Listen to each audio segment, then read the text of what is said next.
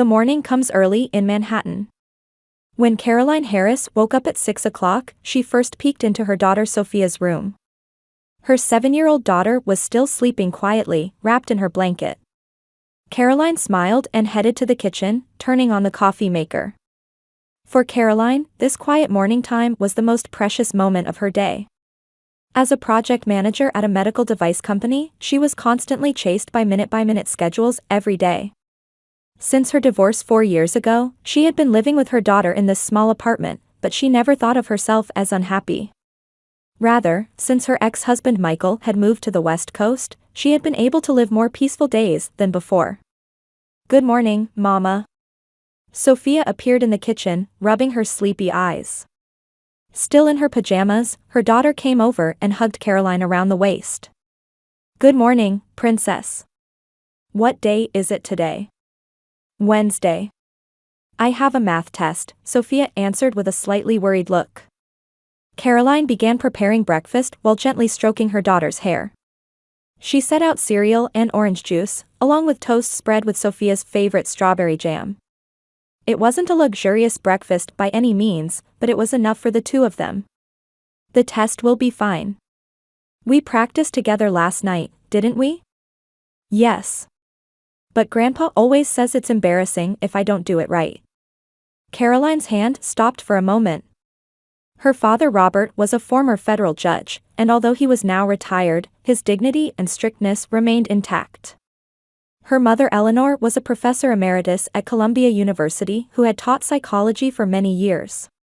Her sister Jessica had also opened her own practice as a psychological counselor, and the Mitchell family were all respected in the community as highly educated intellectuals. "That's not true. You're trying hard enough," Caroline answered to reassure her daughter, but complex emotions swirled deep in her heart. After the divorce, her parents and sister frequently offered to help take care of Sophia. Especially for Caroline, who was busy with work, her family's support was very much appreciated. She often left Sophia with her grandparents on weekends, and Jessica would sometimes come to pick her up on weekday evenings. "Caroline is tired from work, so we'll help Sophia with her homework," her mother Eleanor always said. Indeed, project management in the medical device industry was demanding work, and it wasn't unusual to work late into the night. Her family's offer seemed reasonable. However, recently, changes had begun to appear in Sophia's behavior. Her daughter, who used to love playing with friends and would happily tell her about what happened at school, had started shutting herself in her room after returning from her grandparents' house. Her appetite had decreased, and she sometimes woke up from nightmares in the middle of the night. "Sophia, how have you been lately? Is it fun at Grandpa and Grandma's house?" Her daughter stopped eating and showed a thoughtful gesture for a while. "Yes, it's fun. But what?" "Nothing. Mama, will you come pick me up today?" "Of course. I'll head to school right after my meeting ends." Sophia's face brightened. Every time she saw this smile, Caroline felt that her choice had been right. The divorce was never an easy decision, but it was necessary to protect the peaceful time with her daughter. After dropping Sophia off at school and arriving at the company, Caroline was buried in materials for a new medical device project. She was in the middle of final confirmation of a presentation for an important afternoon meeting. If this project succeeded, there was a possibility of promotion, and life with Sophia would become more stable. Around 2 o'clock in the afternoon, while discussing project progress with colleagues in the conference room, Caroline's cell phone rang. The school's number was displayed on the screen. "Excuse me, it's from the school." Caroline stood up and went out into the hallway. "Is this Ms. Harris?" "This is the nurse's office at St. Anna Elementary School. Sophia suddenly collapsed during class and has been taken to the hospital by ambulance." The nurse's voice was calm, but Caroline's heart began to beat violently. "Which hospital?" "I'll head there right away." "Mount Sinai Hospital. She's conscious, but she's having tests done as a precaution." Caroline hurriedly returned to the conference room, explained the emergency, and left the company. In the taxi, she contacted her parents and sister. The emergency room at Mount Sinai Hospital was wrapped in its usual bustling atmosphere. Caroline jumped out of the taxi and rushed to the reception desk. My daughter Sophia Harris should have been brought in. She's a 7-year-old girl who was brought from school. The receptionist checked her computer with practiced ease. Ms. Harris, right? Your daughter is in the pediatric ward. Take the elevator to the 3rd floor and ask at the nurse's station. Caroline's heart continued to beat violently. In the elevator, she was imagining the worst-case scenarios. What if it was a brain tumor? There might be something wrong with her heart. Were the recent changes in Sophia's behavior symptoms of some serious illness? When she arrived at the nurse's station on the 3rd floor, a middle-aged female nurse in a white coat greeted her. Ms. Harris? I'm Margaret O'Connor. I'm your daughter's attending nurse. How is Sophia? What happened? Caroline's voice was trembling. Please calm down. Your daughter is alert and there's no danger to her life. However, it appears to be fainting due to psychological stress. Dr. Chen will explain in detail. Nurse Margaret led her to a small examination room. A few minutes later, a young Asian doctor came in. You're Sophia's mother, Dr. Chen began in a gentle tone. Let me tell you about your daughter's test results. The CT scan and blood tests all show normal values. There are no physical problems whatsoever. Caroline sighed with relief. Then why did she collapse? It's fainting due to psychological stress. In children's cases, extreme anxiety or fear can sometimes cause such symptoms. Have there been any changes in your daughter's living environment recently? Trouble at school or problems at home? Caroline thought about it. The divorce was 4 years ago, and Sophia should have gotten used to that life. If anything, she had been spending more time at her grandparents' house lately, but she didn't think that could be the cause. I can't think of anything in particular. Although, I feel like she's been a little less energetic lately. I see. Your daughter may need mental care. I recommend consulting with a pediatric psychological counselor. We'll observe her tonight, and I think she can be discharged tomorrow morning. When Dr. Chen left the examination room, Nurse Margaret returned. Your daughter is in a private room. Your family members just left her room. They were very worried. Caroline tilted her head. Family? Who do you mean? Your daughter's grandparents and aunt. They were distinguished people. The grandfather said he was a former judge, the grandmother was a university professor, and the aunt was a psychology specialist. Everyone was discussing your daughter's education very enthusiastically. Caroline felt complicated.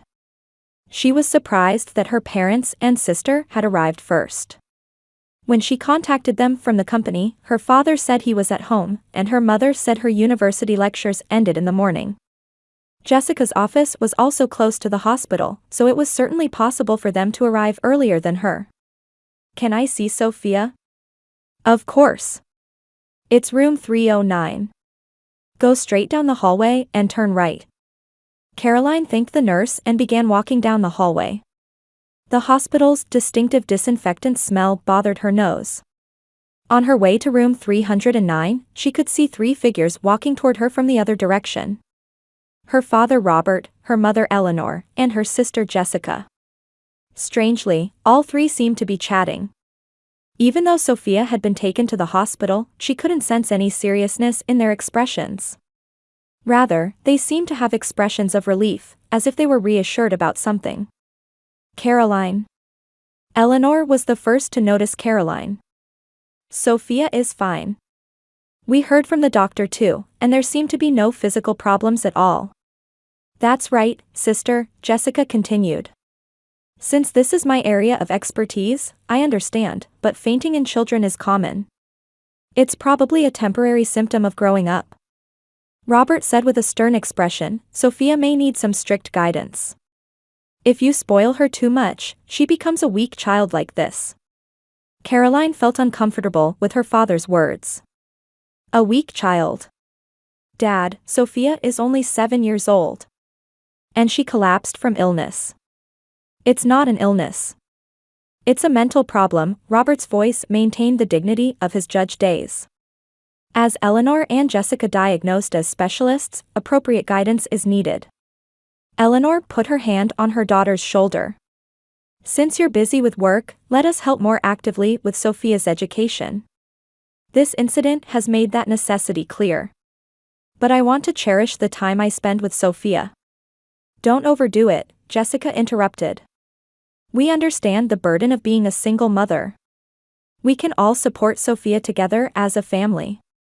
There was something pushy about the three's attitude.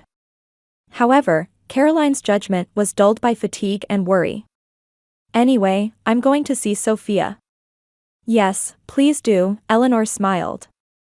However, there was something unnatural about that smile. We've already talked enough, so we'll go home first. Give our regards to Sophia. After the three left, Caroline felt a strange anxiety deep in her chest. There was an atmosphere about her family's attitude as if they were hiding something. Particularly in Jessica's expression, there was a tension that she didn't usually see. Caroline stood in front of the door to room 309. No sound could be heard from inside. She took a deep breath and put her hand on the doorknob. The time had come to know the truth about what condition her daughter was in and what exactly had happened today. Standing still in the hallway, Caroline thought back to her family's earlier conversation. Why did her father say there was a need for strict guidance? She was also bothered by her mother and Jessica talking about appropriate guidance. And above all, she couldn't get the sight of the three of them chatting out of her head. Even though her daughter had been taken to the hospital, why did they have such relaxed expressions? She could even sense a kind of relief, as if an expected event had occurred. Caroline quietly opened the door. The hospital room was dimly lit, and the evening sun streaming through the window dyed the room a pale orange color through the curtains. On the bed, Sophia was lying with her back to her mother. Her daughter, who would usually run over saying, "Mama," didn't even try to turn around today. "Sophia? It's Mama," Caroline called out gently while approaching the bed. Her daughter's small shoulders seemed to be trembling slightly. Sophia, wearing the hospital's thin gown, looked smaller and more fragile than usual. "Sophia, are you okay?" "I was worried." Sophia finally turned around, but her eyes held a color of fear she had never seen before. There were traces of tears on her cheeks, and her lips were trembling. "Mama." Sophia's voice was as small as if it might disappear. "I want to go home. I want to go home." "Of course. The doctor said you can go home tomorrow morning." Caroline took her daughter's hand. That hand was as cold as ice. "What happened? Do you remember when you collapsed at school?" Sophia suddenly shrank back. "I don't remember. I don't remember anything." However, her daughter's eyes were lying. Caroline could tell. Sophia was hiding something. And that something had hurt her deeply. Caroline's gaze moved to the school iPad placed on the bedside table. The screen was still on, with some presentation screen open. The title read, "My Family." "What is this?" "Don't look." Sophia frantically tried to reach for the iPad, but Caroline was faster. "Sophia, this was the assignment you were supposed to present today, wasn't it?" "The teacher told me. A project to research and present about your family." Sophia began crying, covering her face. "Don't look, please. You can't look." However, Caroline had already taken the iPad in her hands. The screen indeed showed family photos. On the first page, there was a photo of Caroline and Sophia laughing in the park. However, there was a handwritten comment below that photo. "Mama is our failure." Caroline's heart felt like it might stop. This wasn't a child's handwriting. It was written by an adult. She turned to the next page with trembling fingers. There was a photo of Sophia at her grandparents' house. Below the photo of Sophia sitting between Robert and Eleanor with a smile, it was written, "It's your fault that Mama is living an unhappy life. The divorce is all your fault too." Caroline's breath caught. The next page had a photo of Jessica and Sophia eating ice cream. The comment below was even more cruel.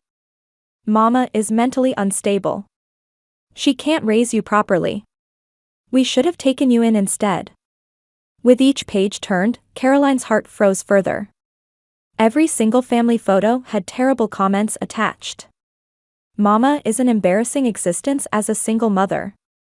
You'll become a useless adult like Mama too. We are your only real family. We love you more than Mama does. When she reached the last page, Caroline couldn't stand anymore. There was a photo of her alone with a large X mark drawn in red pen. And the words written below completely shattered her heart. If you present this today, Mama will be put in a mental hospital. You choose.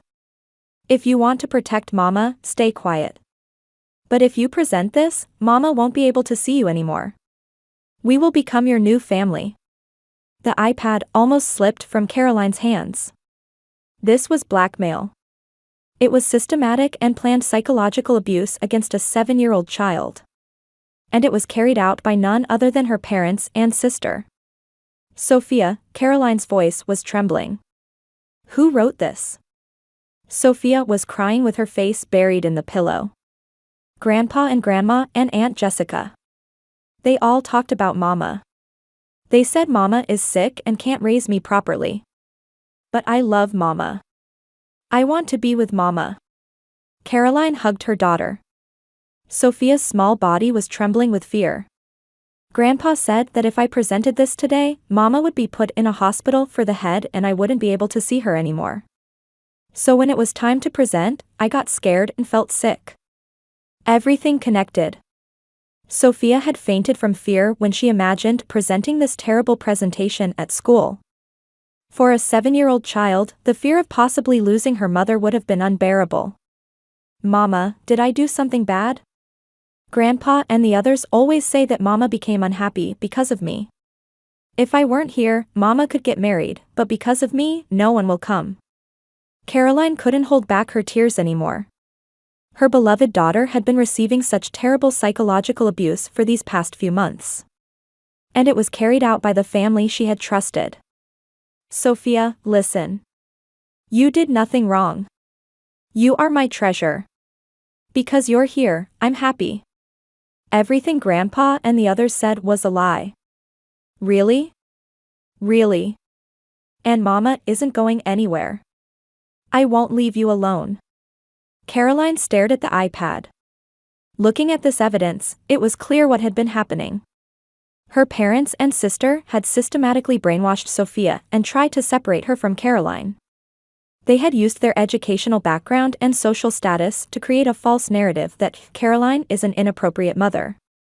And by giving a 7-year-old child the fear of losing her mother, they tried to silence her. This wasn't just a difference of opinion within the family, but clear child abuse. From the hallway, the sound of a nurse's footsteps could be heard. Caroline made her decision. She couldn't hide this evidence. To protect her daughter and ensure this never happened again, she had to take action. Sophia, Mama will protect you. I won't let you have scary experiences anymore. Caroline gripped the iPad with trembling hands. The screen still displayed that terrible threatening message. This became the moment that became an absolutely unforgettable sight for her. Evidence of the abuse her beloved daughter had been receiving. And the cruel reality that it was carried out by the family she trusted most. After wrapping her daughter securely in a blanket, Caroline went out into the hallway. On her way to the nurse's station, she passed Nurse Margaret. Ms. Harris, how is your daughter doing? Nurse, is there a social worker at the hospital? And could you also call security?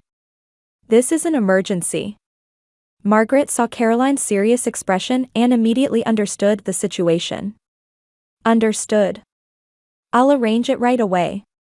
10 minutes later, the hospital's social worker Sarah Thompson and security guard John Davis arrived at the hospital room.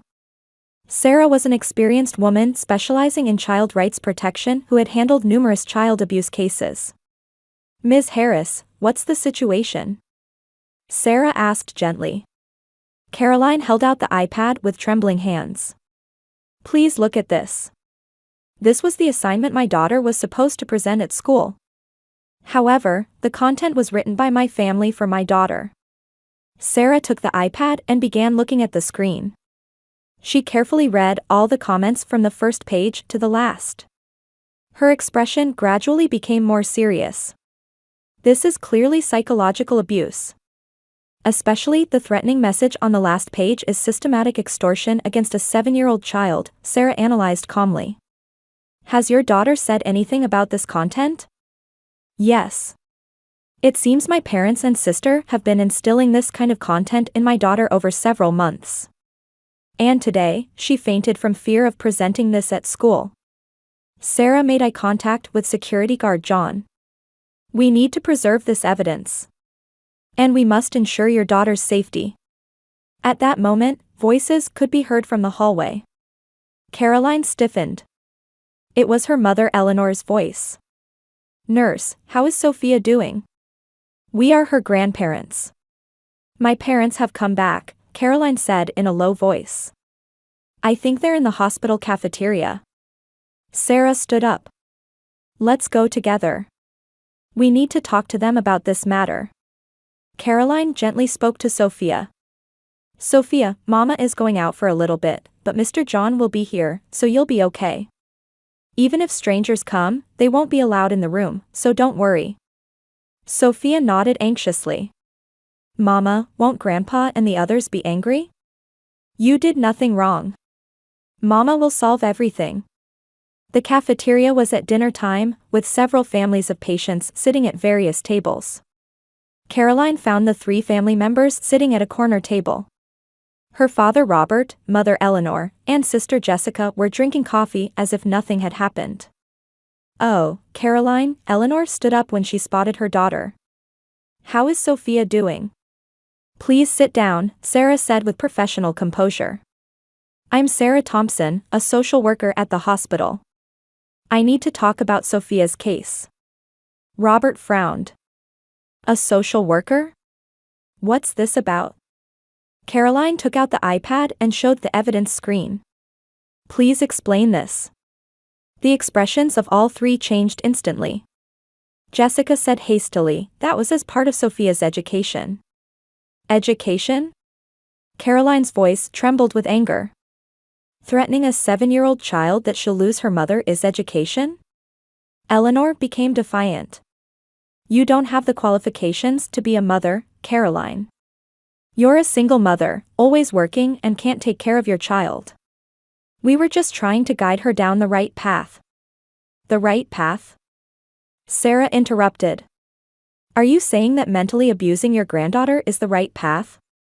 Robert tried to maintain his dignity. We are highly educated people. I served as a federal judge. My wife is a university professor, my daughter is a psychological counselor. We can raise our granddaughter more appropriately than Caroline, a single mother. Social status is not a free pass for child abuse, Sarah answered resolutely. What you did was systematic psychological abuse of a 7-year-old child. Jessica tried to use her professional position. As a psychology specialist, I was just analyzing Sophia's psychological state. She needs an appropriate environment. Your actions are abusive behavior that violates professional ethics, Sarah pointed out calmly. You're misusing psychological knowledge to manipulate and threaten a child. At that moment, 2 uniformed police officers appeared along with hospital security. Nurse Margaret had called the police. These are the people? The older police officer confirmed. We received a report about suspected child abuse. Eleanor was distraught. Child abuse? That's ridiculous. We were thinking of our granddaughter. Thinking and doing what? The young police officer asked while checking the evidence iPad. This is clearly blackmail. It's evidence of systematic psychological abuse against a 7-year-old child. Robert tried to maintain his dignity to the end. We have lawyers. This is merely a difference in educational policy within the family. This is not a family matter, Sarah said firmly. This is a serious matter concerning child safety and rights. The police officer said to Caroline, Ms. Harris, for your daughter's safety, we recommend applying for a restraining order against these individuals.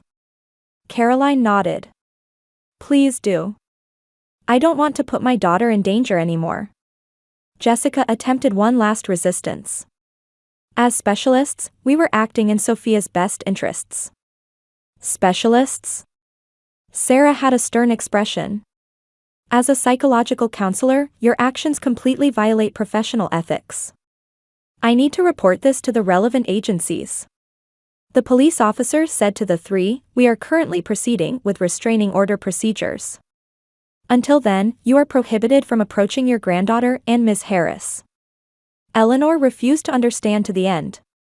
We are a respectable family. We can provide a better environment for Sophia than someone like Caroline.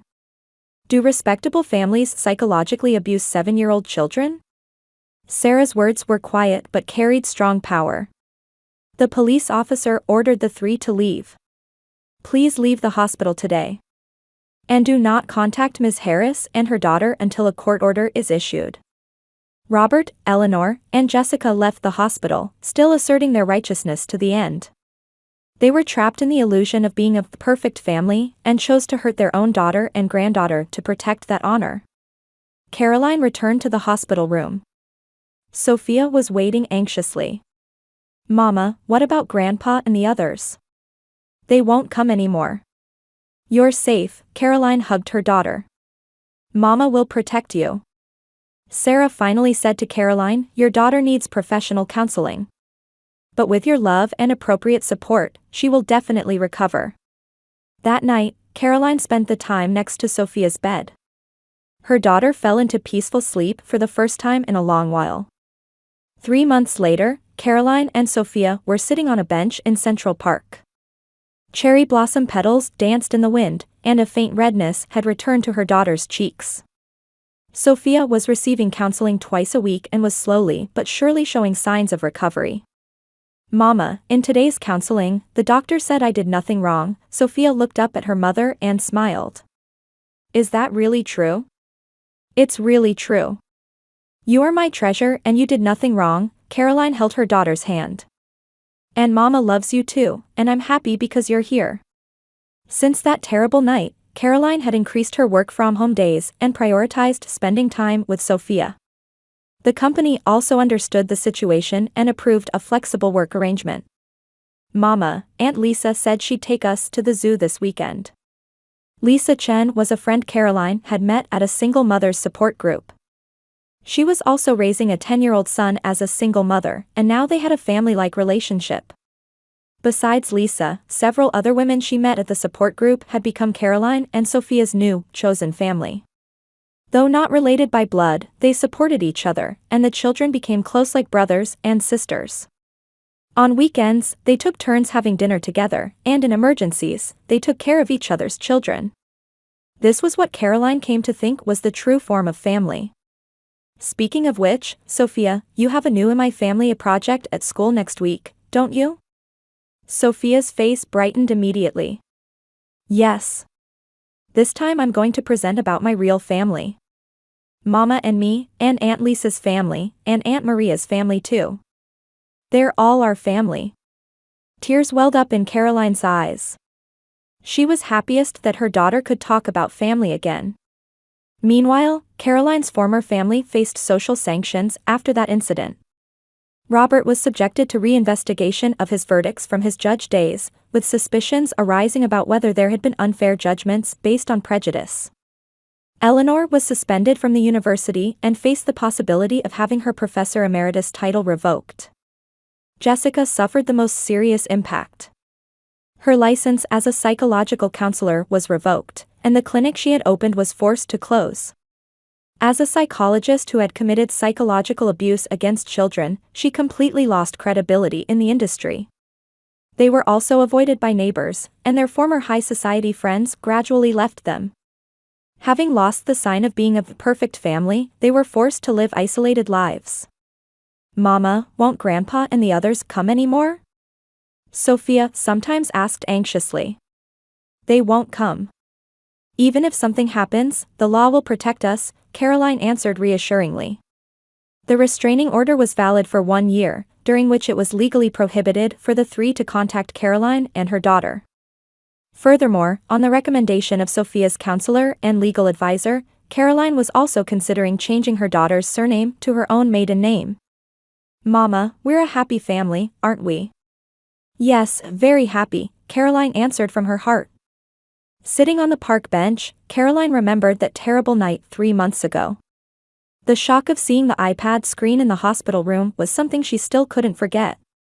However, because that incident happened, she was able to learn what was truly important. Family is not determined by blood relations or social status. Relationships that accept each other as they are, support each other, and love each other are what constitute true family. Mama, will you come see my presentation next week? Of course. Mama is always your biggest supporter. Sophia laughed happily. There was no longer a shadow of fear in that smile. Instead, new hope and confidence were shining. While hugging her daughter, Caroline was filled with gratitude for their new life. It had been a difficult journey, but now they were truly free and happy.